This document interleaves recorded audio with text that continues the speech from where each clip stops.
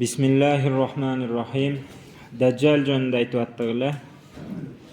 Buga çeyinki sabaklarda Dajjal'dın görünüşü, sapattары jönünde bolgan, kelbeti jönünde. Bugün emi Dajjal'dın ordu jana uağı jönünde, makana jana zamanı jönünde. Учурда Dajjal ушул аламда жашап атат. Ал бар. Bir araldağı ünkürde байлап koyulgan. Al qaysil aral ekeni, anan qaysil ünkür ekenini Allah'dan başka hiç kim bilbeyt. Allah ruhsat bergen günü Dajjal çıgat. Anı uşul alamda paygambardın doğrunda bir Hristiyan kişige, Nasrani kişige Allah Taala oşonun jerin barıp görüp anı menen süйлөшүp kelgenge mümkünçülük bergen. Paygambardın sözün tasdiqtap. Okuya mınday bolgan. Fatima binti Qays radıyallahu anha aytat. Allah'ın elçisi sallallahu aleyhi ve sellem'nin jarçısı çakırıp kaldı deydi. As-salatu cami'a, as-salatu cami'a. Namazga çoğulgula dep kaldı. Anan men dagı meçitke bardım deydi. Peygamber sallallahu aleyhi ve sellem menen namaz okuduk. Men erkeklerin arkasında turgan ayalların arasında elem deydi. Bu Qays kızı Fatima da ayal kişinin atı bu ayal sahabalardan. Anan Allah'ın elçisi sallallahu aleyhi ve sellem namaz bütköndөн keyin minbarga çıkıp oturdu. Minbarga çıkıp oturup gülümsürep oturdu. Anan aytты, "Har bir kişi özü namaz okugan жерinde bekem otursun" dedi. Mына ушул жерде дагы амал кылып койсок болот экен. Ушул окуяны пайгамбарыбыз айтып атканда бардыгы ордунда отурсун деген экен да. Ордубузда отуруп кыймылдабай уксак. Анан айтты, "Неге чогултканымды билесиңерби?" dedi. Алар айтышты, "Алла жана элчиси билет" дешти. Allah'ın elçisi aytты, "Men Allah'a ant içip aytam, men sizlerdi targib üçün dagı, tarhib üçün dagı çoğultmadım" dedi. Sizlerdi bir kızıktırış üçün, je bir korkutuş üçün, soğuk amallarga, beyişke kızıktırış üçün, je günödön je tozokton korkutuş üçün çoğultmadım dedi. Birok men sizlerdi çoğulttum, sebebi Tamim Dari bir Nasrani kişile, Hristiyan kişile deydi. Al gelip bayat kılıp kol verip İslam'da kabul aldı dedi. Anan manga bir okuya aytıp berdi. Al okuyası men sizlerge murda aytıp bergen okuyaga okşoş eken deydi. Men sizlerge aytıp bergen Masihud Dajjal, Dajjal jönünde aytıp bergen okuyaga okşoş. Oşonun özündöy bir okuya aytıp berdi deydi. Tamim Dari aytты deydi Peygamberimiz. Al bir kemedegi bir denizdegi kemege Lahım jana Cüzam urusundan 30 kişi menen minişiptiralar deydi. Anan alar mingenden keyin oşol kemeni denizdegi tolkun bir ay oynatıptır. Anan alar denizdegi bir aralga barıp kalışıptır. Gün batkan uakta. Anan kemenin bayağı kiçinekey kayığı bolot go. Oşondoygo düşüp jeyekке çıgışıptır deydi. Kemeni bilesiz da jeyekке bar albayt. Asti tiyip kalat da jeyekke barganda. Oşon üçün kemeni beragirek bir jerge toktotot dagı baya kemen janında öz içinde kiçinekey kayıklar bolot. Oşonu düşürüp oşo menen jeyekke çıgat da. Oşondoy kiçinekey kayıgına oturup jeyekke çıgışıptır deydi. Anan jeyekke çıgışıp bayağı aralga girişiptir. Ayerge girse kap-kara bir jündü baş ayağı kayağı ekeni bilinbegen şunçalık jünü köp bir janibarga joluguşuptur deydi. Anan ağa qarap, "Vaylaki, ma anti, ey şordu, sen kimsin, senim nesin?" dep suraşıptır deydi. Alar men jassasamın dep aytıptır deydi. Al bayağı jandık, men jassasamın dep aytıptır deydi. Jassasa degeni mınday tınçı degeni da özü. Men oşunday tınçımın dep aytıptır deydi. Alar qarap, "Jassasa degening ne degening?" dep suraşıptır bayağıdan. Jassasa aytты deydi, "Ey, sizler Anavu ünkürdün içindeki kişiye bargıla" dedi. Men menen işiңер bolбосун dedi da mындай aytkanda.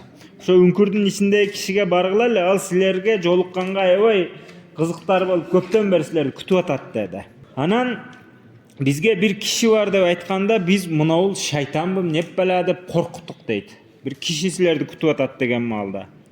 Anan oşentip şaşıp üşüp ele bayağı ünkürgө girdik deydi.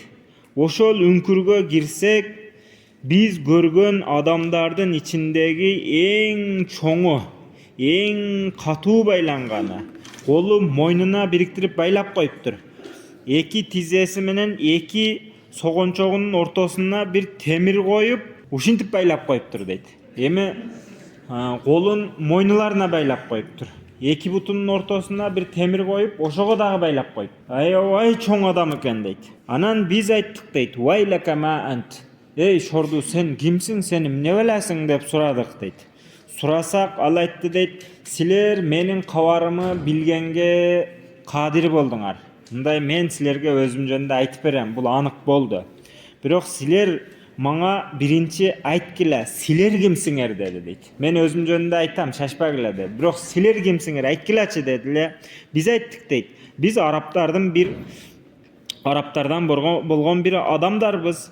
Биз ушундай болуп деңизде бир кемеге минип, анан ушинтип келсек, мына ушинтип отуруп, баягы толкун болуп, ушинтип акыры сенин ушул үңкүрүңө, ушул аралыңа келип калдык. Анан келатсак, алды жакта бир жандык бар экен, капкара экен, баш аягы билинбейт. Адам кимсиң десек, ал жассасамын, тыңчымын деп айтты.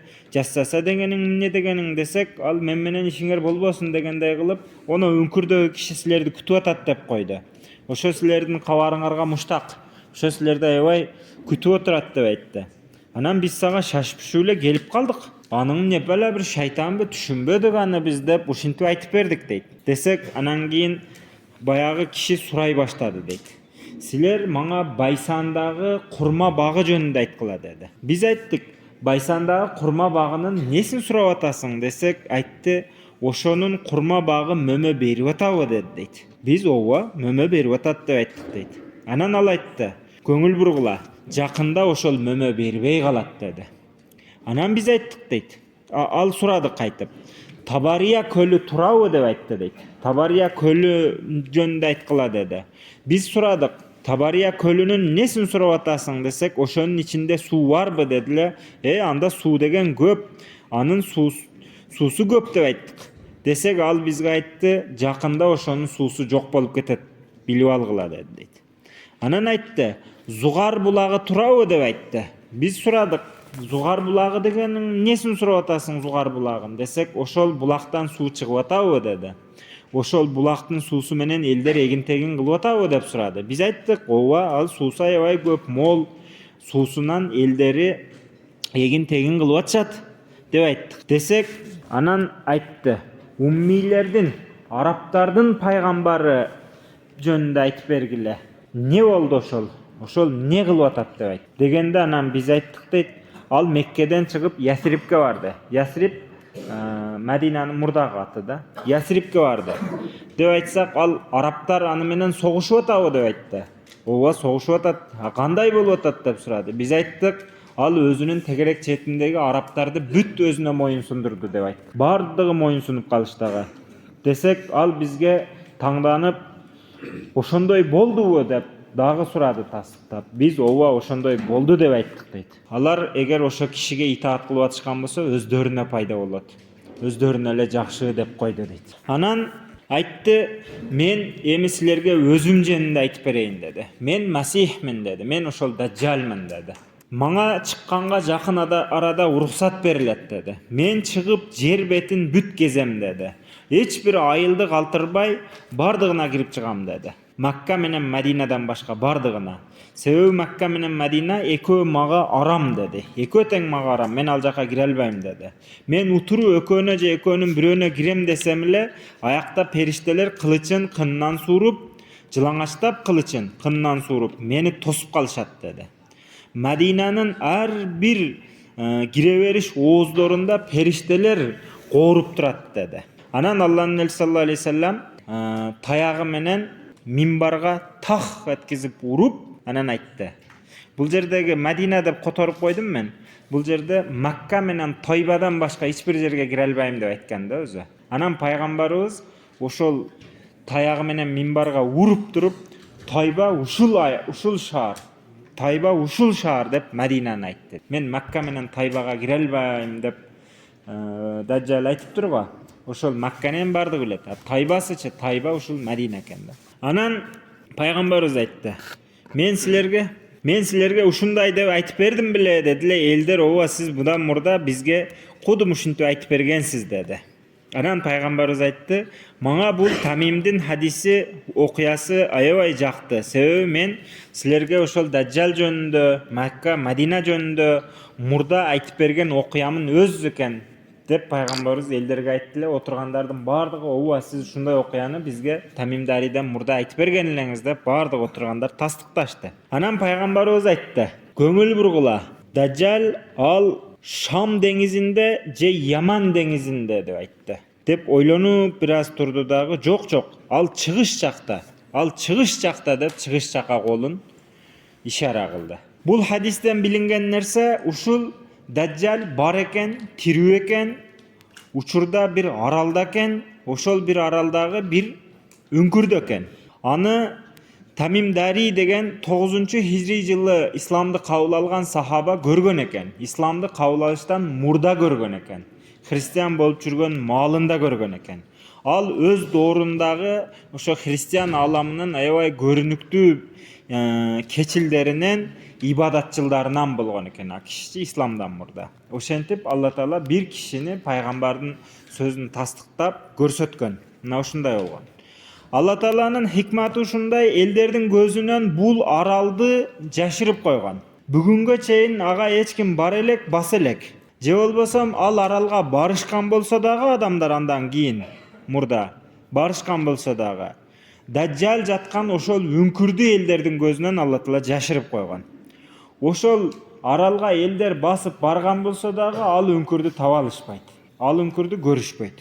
Эми кимдир бирөө бүгүн мынтип айта турган болсо, бүгүн жер бети карыш-карыш, сөм-сөм бүт аныкталып, такталып болгонго, кана кайсы жагында калып кетти экен? Ошол деп айта турган болсо, ал антип чечим чыгарганга шашпасын дептир. Себеби элдердин көзүнөн алыс болгон, табышмактуу болгон бүгүн деле жер бетинде көп жерлер бар. Ошолордун бири Бармуда деп. Бул чамасы баягы Бермуд дейбизчи, ошол Бермудду айтып атат. Алла Таала ушундай кадир зат. Кээ бир жерлерде бүгүн деле чыгып атат го, табышмактуу жерлер көп да, суу өдөгө агат экен. Көрдүңөрбү? Бир баягы ушундай жерлер бар экен, алыс эмес, ушу сууну куйсаң өдөгө агып атат. Баягы машинени холостойго салып койсоң, кайтып өдөгө кетип калат. Алла Таала табышмактуу жерлерди көп эле коюп койгон. Өзгөчө океандарга келе турган болсок, бүгүн ошол океандын кайсы бир пайызы эле изилденптир. 1-2% эле. Калган 90дон ашык пайызы океандардын изилдене элек алечи. Бул Алла Таала ошондой Даджалды не кылган, жараткан, ол бар жашап атат бүгүн. Ошондой бир үңкүрдө камалып, байланып, кишенделип ушундай.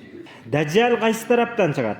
Даджал чыга турган жак бул Хурасан тарап болот. Анан ал чыгыш жак болот. Мадинанын чыгыш тарабы болот да, Макканын чыгыш тарабы болот. Азыр жогорудагы эле хадисте айтты, Фатима бинт Кайс радыйаллаху анханын риваятында пайгамбарыбыз Даджалды чыгыш жактан деп айткан. Абу Хурайра радыйаллаху анхунун риваятында дагы пайгамбарыбыздын айткан сөзү бар: "Сокур Даджал ал чыгыш жактан чыгат" деген. Бул Баззар риваяты. Абу Хурайра радыйаллаху анхунун Муслимдеги риваятында дагы Даджалды чыгыш жактан келет деп айтылган. Ал чыгыш жактан Мадинаны көздөп келет деген. Ухудтун арка жагына түшөт, анан периштелер аны кайтарып берип Шам жака кетет деп айтылган. Бул Муслим риваяты. Абу Хурайра радыйаллаху анхунун дагы бир риваятында Алланын элчиси айтат: "Йемендиктер силерге келди. Алар жүрөгү аябай жука, жүрөктөрү аябай жумшак. Иман ямандык" деп айтты. Иман йемендик деп айтты. Хикмат ямандык деди. Куфурдун, капырлыктын башы чыгыш тарапта болот деди. Фахр, хуяла, текеберленүү, өзүн көтөрүү бул төө ээлеринде болот. Жөнөкөйлүк, оор басырыктуулук кой чумандарда болот деди. Бул Бухари Муслим риваяты. Тирмизиде дагы ушул эле маани риваят кылынган. Ушул маани Абдуллах бин Умар радыйаллаху анхудан дагы риваят кылынган. Пайгамбарыбыз минбарда туруп айткан: "Фитна мынау жактан келет" деп чыгыш жака ишара кылган. Бул Бухари Муслим, Имам Малик, Тирмизи риваяттары. Абу Масуд Аль-Бадри радыйаллаху анхудун риваятында дагы фитналар чыгыш жактан чыгат деп айтылган. Бул Бухари риваяты. Абу Бакр Сыддык радыйаллаху анху Алланын элчисинен айтат: Dajjal чыгыштагы bir жерден чыгат, ал жердин аты Хурасан болот деген. Аны bir канча адамдар ээрчип алат, алардын беттери тери капталган калканга окшош болот деген. Тирмизи риваяты. Имам Ахмад, Ибн Мажа, Хакимдерде дагы ушундай риваят бар. Демек, бул чыга турган жери Хурасан деп айтылган. Хурасан бүгүн кайсы жер?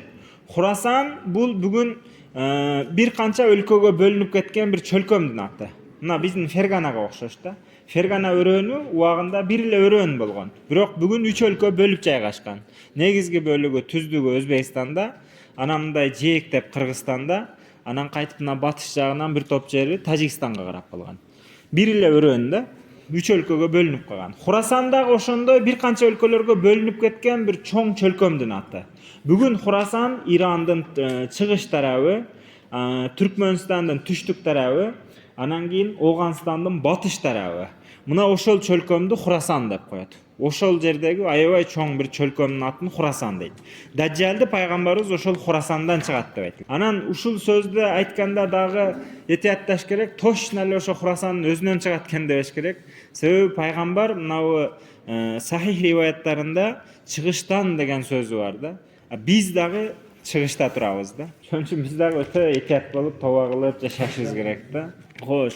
Эми бул кайсыл жерден чыгат? Риваяттарда мунун чыгышы жөнүндө ар кыл сөздөр бар. Кайсы жерден чыгышы жөнүндө. Айша энебиздин риваятында ушундай: бир күнү мен ыйлап отурсам, Алланын элчиси келип калды дагы, "Неге ыйлап атасың, Айша?" деди эле. Мен айттым, "Алланын элчиси Дажжалды эстеп кеттим, анан ошого ыйлап атам" деди. Пайгамбарыбыз айтты: "Эгер мен силердин араңарда турганымда Дажжал чыгып калса, мен өзүм жетиштүү болом" деди. "Эгер менен кийин чыкса, Раббим сокур эмес. Дажжал Асфахан жөөттөрүнөн чыгат" деди. Ал Мадинага келет. Мадинанын бир тарабына түшөт. Ошол күнү Мадинанын 7 дарбазасы болот, ар бир дарбазасына 2ден периште болот деди. Бардык жаман адамдар Мадинадагы ошол Дажжалга карап чыгып кетип калышат. Анан ал Шамга карап кетет. Фаластиндеги бир шаар деп айтты. Фаластиндеги бир шаар Лут, ошонун дарбазасынан ошол жерде Иса ибн Мариям түшүп, анан аны өлтүрөт деди. Иса пайгамбар жер бетинде 40 жыл турат, адилеттүү имам болот. Аябай адилеттүү жетекчи болот деп айтты. Бул Имам Ахмад риваяты. Анас радиаллаху анхунун риваятында Дажжал Асбахандан чыгат деп айтылган. Асфахан эки түрдө айтыла берет. Асфахан деп ф менен да айтылат, Асбахан деп б менен да айтылат. Асбахандан чыгат, аны жөөттөрдөн 70 миң ээрчип алат деди. Бул Ахмад риваяты. Муслимде дагы Асфахан жөөттөрүнөн Дажжалды 70 миң ээрчип кетет. Бардыгынын үстүндө тайласаны болот деп айтылган. Кечеге өткөндө өттүк го баяндай жамынчуулары. Навас бин Саман радиаллаху анху айтат, Алланын элчиси Дажжалды бир күнү эрте менен айтып берип атып айтты, ал Шам менен Ирактын ортосундагы бир жолдон чыгат. Анан оң сол тарапка жайылат деди. "О Алланын пенделери, бекем болгула" деп ошол Дажжал чыккан доордогу пенделерге кайрылды. Бул риваят Муслим, Абу Дауд, Тирмизи, Ибн Мажа, Хакимде келет. Абу Умама радиаллаху анхунун риваятында дагы Шам менен Ирактын ортосунан чыгат деп айтылган. Абу Бакр радиаллаху анхунун риваятында Дажжал Марудан чыгат деп айтылган. Абдуллах ибн Умар радиаллаху анхунун риваятында бир кишиге пайгамбарыбыз, Ирактык бир кишиге айтты: "Силердин жериңерде Иракта Кути деген жер барбы?" деди. Дегенде ошол курмалары көп.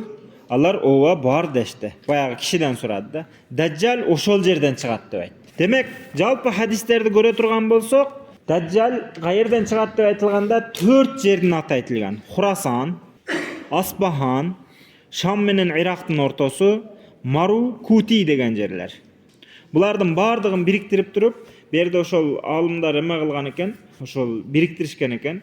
Бул ошол Хурасандан чыгат дегени, мына Асбахан ошол Хурасандагы шаар экен да. Анан ошол Хурасандагы шаар.